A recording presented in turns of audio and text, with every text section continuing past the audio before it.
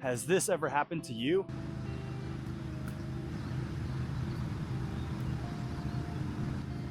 If so, watch this video to get better at returning spin. As you may or may not know, there are at least 3 different ways to hit a pickleball.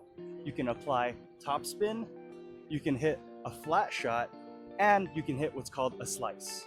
Now, the clip where I missed my own shot, that was me trying to return my own slice, and that's usually what a lot of beginners have trouble with. In the rec level, a lot of players find it really difficult to return slices because they can't predict how it's going to spin. In this video, we're going to teach you how to return a slice shot. First thing that you want to do is make sure that you're watching your opponent's paddle face, right? So if their paddle face is tilted downward towards the ground, this probably means that they're going to be applying topspin, right? You can tell both from the way that the paddle face is angled, so if it's facing downward slightly, or even if it's kind of parallel to the net. And then you can tell from their arm path. They will go from a low to high motion. This applies topspin, which means that the ball will somewhat jump off the ground forward when it lands. This is what it looks like in practice. Now I'm going to teach you about what's called a flat shot. Generally, this is when someone's just starting out. A lot of them will hit it flat. Maybe more advanced players will use it to catch their opponents off guard with a bit of a faster shot. Flat shots can be a bit faster, but they're much lower percentage because they don't have topspin on the ball. So if I'm looking, if the net is this way, the ball is spinning towards the net. As it goes through the air, that downward spin will make it form this kind of negative parabola, right? So it'll be a downward shaped parabola. If you're hitting flat, there's no spin on the ball, so the ball is just going to be traveling like this, right? And this is what a flat shot is going to look like in practice. Now, you're probably not going to have too much trouble with either of those shots because generally it's pretty predictable what's going to happen. Maybe in the case of heavy topspin, the ball will hit the ground and then it'll shoot forward in a way where you're kind of needing to swing a little faster than normal. But the hardest shot for most rec players to hit is the slice shot. And this is generally what it looks like. So remember, with the topspin shot, we saw that their paddle face was tilted slightly downward when they're preparing their stroke, and their arm went from low to high. Right? If you imagine the ball, this is the paddle, and it's contacting the ball. If it's slightly turned towards the ground, and they're going from low to high, it'll hit this way, causing the ball to rotate in this direction, right? This direction, right? With a flat shot, they're likely pulling their paddle back straight and swinging straight. And depending on how they contact it, this is why it's a risky shot. If their paddle's slightly open, that ball is going to fly high and fly out. If they manage to hit it just perfectly, then that ball is going to go straight through and slowly dip over the course of its path into the court, or maybe slightly out. Now with the slice shot, generally you're going to see their paddle face being more open. So this is what it's going to look like from the front angle. It's going to look like this. There you're going to see more of their paddle face, right? And this is the topspin. So you see how it turns dark a little bit. You see how here I can see most of the face design here. This is a nice enhanced banger paddle face. And this is going to signal to you that a slice is going to happen. The next thing that we should notice is it's pretty much impossible to hit a topspin shot with this face angle going low to high, right? If you imagine this, like look at the path, the sideways path of this ball, right? If we're keeping this angle fixed and we're going low to high, this angle is the angle of contact with the ball. That ball is going to just fly straight up. You should be getting ready to turn back and smash like on this video. If they're really wanting to hit a good slice, their pattern will look either straight across or from high to low, right? And so this is going to be two ways that this is going to look when they're slicing the ball. So this will be what it looks like when they slice at you and they're doing a straight arm path, right? Okay, so that's the straight arm path. Now I'm going to show you one where they do a downwards arm path. Should be a little bit similar in some ways, but the general action is for the slice, you want to look at their face, right? If you can see the design on their face paddle, that's usually a giveaway that something slicey is going to come, right? So here's the downwards motion. All right, now that we've seen both, I'm going to give you the side profile of how these slices look. So that's going to be the slice that's going straight across, and here's the downward slice. So in both of these slices, you'll notice that the paddle face in both cases was open. So this should be a giveaway to you when you're watching your opponent get ready for their shot. If their paddle face is open, it's going to slice, right? If their paddle face and if their swing path is either horizontal or slightly downwards, that's another giveaway that they're going to slice, right? The reason why the swing path needs to be downwards is, if you look here, here's my open paddle face, right? I'm going to turn, you can see the paddle face clearly, right? And if they're contacting the ball, they want to apply this, because if you hit the ball like this, the ball is going to spin in this direction, right? This direction. And as it spins backwards, when it lands, it's going to stop really short, right? And so that's where you get clips where people are swinging and missing at slices, right? So to show you a little bit of what a slice can look like, I'll hit a couple slices so you can see when there's just a basic backspin slice, and then when there's a slice with a bit of side spin. All right, here we go. Okay, hopefully you can see me okay. So this is what it's going to look like when it's a basic backward slice. And hopefully you'll be able to see the ball bounce and just move towards the net, right? That's what's going to happen, right?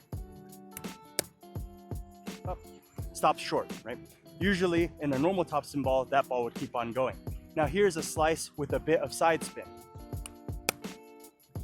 There. So hopefully you're able to catch that. In the case of the side spin slice, I still had my face open, but my paddle path actually went kind of across my body to create this side spin. And the reason for that is when the paddle hits the ball this way, then the ball is going to turn in this sideways direction, right? So we have top spin going forward towards the net. We have backspin that's going to bounce and then go in the opposite direction of where it should have bounced. And then we have side spin, which will move in this kind of lateral side to side motion, right?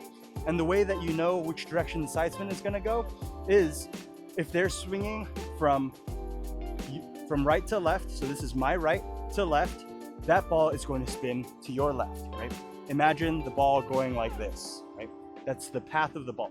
If they're swinging, and this is a more uncommon one, but if they're swinging from left to right, then that ball is going to go to your right, right? So basically, you can think about it like a mirror, right? If they're swinging it and their paddle's ending on what's on their backhand side, it's going to come to your backhand. It's going to spin to your backhand side. If they're swinging their paddle starting from maybe the middle and then going out to the forehand side, then that's going to come to your forehand side, right? If you're a right-handed player. If you're a left-handed player, you're going to need to reverse that, all right?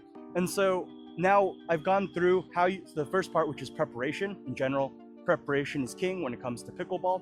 That's a practical tip for you. And so if you're able to see, okay, like I see that his paddle face is open when he's getting ready to hit this shot, right?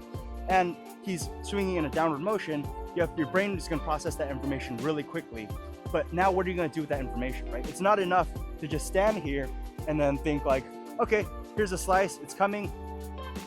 Oh no, I wasn't able to predict the way that it bounced.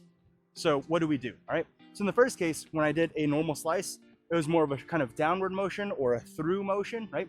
If there's no lateral motion to the way that they're slicing, so if they're slicing it and it's going into the court or forward without much of this kind of sideways motion. So again, this is how I would look if I was your opponent. If my swing doesn't look like this, but it looks like this, or it looks like this, then generally it's not going to move side to side too much. So what you can do is get a little bit closer to the ball and where it's going to bounce, and then get ready to step into it and then get under and lift it up, right? So when it comes to backspin, if you just hit it at your normal hitting location, right? So let's say normally it's good for me to hit the ball around here, right?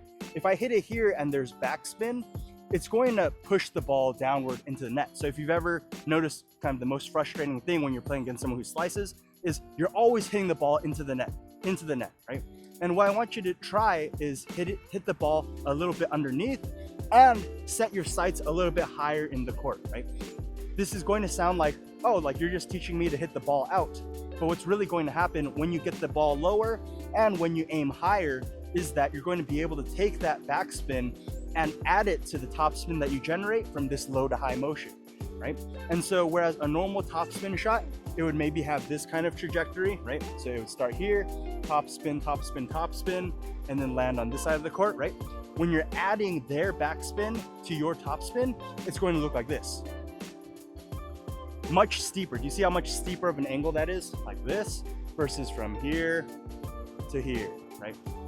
And so that's what setting your sights higher and contacting the ball lower is going to help you to do when it comes to backspin. You're going to need to generate a little bit more power to aim that high, but if you do so, you're going to see that ball is going to dip into the court more often than not, right? And so if this is a normal contact point for me,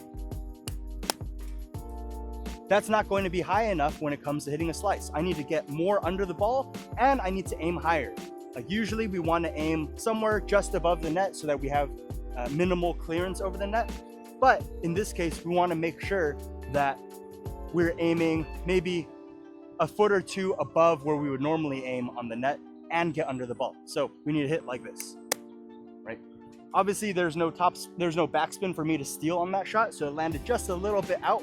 But if there were some backspin and there was some slice spin on there, then that shot would be able to land up and then land in comfortably, all right? And so that's if you see them do kind of a normal one-directional slice, right? So what happens if they're hitting this kind of lateral slice? Well, again, preparation is king in pickleball. What you need to do is to be able to first interpret, okay, he's ending on his backhand side, so it's coming to my backhand, right? So I'm gonna pretend to be you, all right? I'm getting ready to receive a sideways slice. I see, okay, his paddle is going from here to here, right? And then that means that the ball is going to travel this way, right? And so if it does that, then I need to just start to get ready on my backhand side, get ready to step in, and then make that final adjustment with my feet if I need to. But remember, being prepared for where the ball is going to bounce is going to be your best friend when you're hitting a slice, all right? And if they're hitting it this way, maybe they're left-hander and they're hitting that forehand slice in the opposite direction.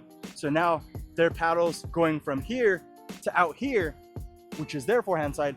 You can note it's going to spin towards your forehand side. And then when you're getting ready, you get ready, you turn into your forehand stance, take a couple micro adjustment steps, and then step into the ball and finish the point, all right? So I don't want to see any more of you all complaining about people slicing on the courts. You're better than that, all right? So hopefully these tips are helpful for you. Hopefully they're practical for your recreational play, and I hope to see you in the next lesson.